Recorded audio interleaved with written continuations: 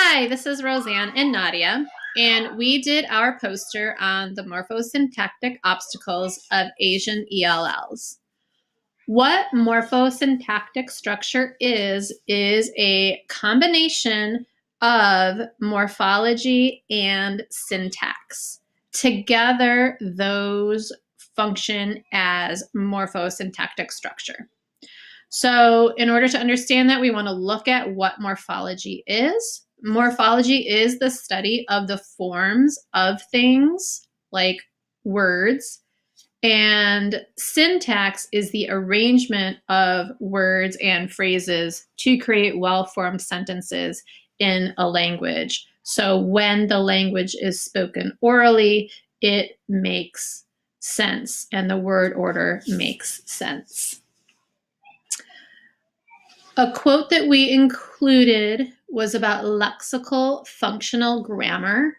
And lexical functional grammar is a constraint-based grammar framework in theoretical linguistics.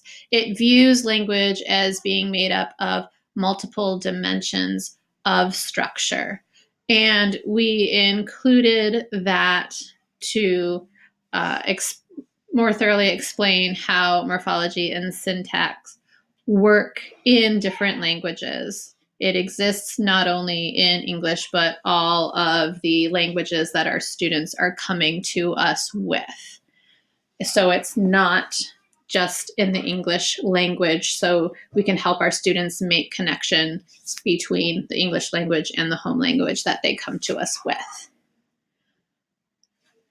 We included a couple of videos specifically on syntax and morphology. So the first video is at the top is on morphology, and that talks about how morphology shows up in the classroom and provides exercises to try in the classroom. And the second video is on syntax, and that's a fun one because it uses Dr. Seuss characters.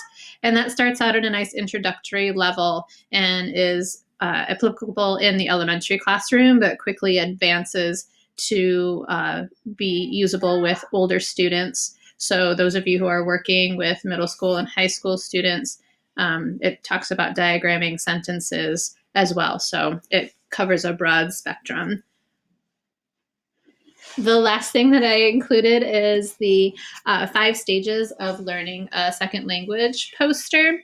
And we included that to focus in on the speech emergence and intermediate fluency, as those are the 2 areas of language acquisition that is really important to work on the morphosyntactic structure with our students for them to be considered at the point of having language acquisition.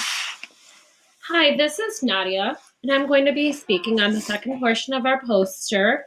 I'd like to begin by talking about Asian languages. There are roughly 2,300 Asian languages that are spoken, and these are all of the ELL students from Asia that are coming into our classrooms. So as teachers, we have about 2,300 possible languages that our students could be coming into the classroom with that we have to take into consideration. All of those languages differ from one another in very different ways, and all those considerations we have to think about when we are planning for our students and teaching for our students. I'll begin by talking about the major languages within Asia that we had found research on. So we found research on the Mandarin Cantonese language, and what it stated was that they are Sinitic languages. The difference between Sinitic languages and the English language is that Sinitic languages show no difference between past and present tenses. However, in the English language, there are differences between past and present tenses, and so that's something that our students from China coming into our classrooms may face difficulty with. A second language that we studied was the Arabic language.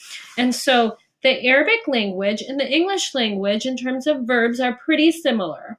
The Arabic language and the English language have indicate tense, person, number, and voice differences. The major difference would be that in the Arabic language, verbs can show gender distinctions, whereas in the English language we don't find that. And lastly is the Pashto language, and the biggest difference that we found in morphosyntactic structure is that inflectional morphemes change based on phonetical structure, and that is not something that we find within the Asian language. We also want to take into consideration our monolingual and bilingual students within the classroom.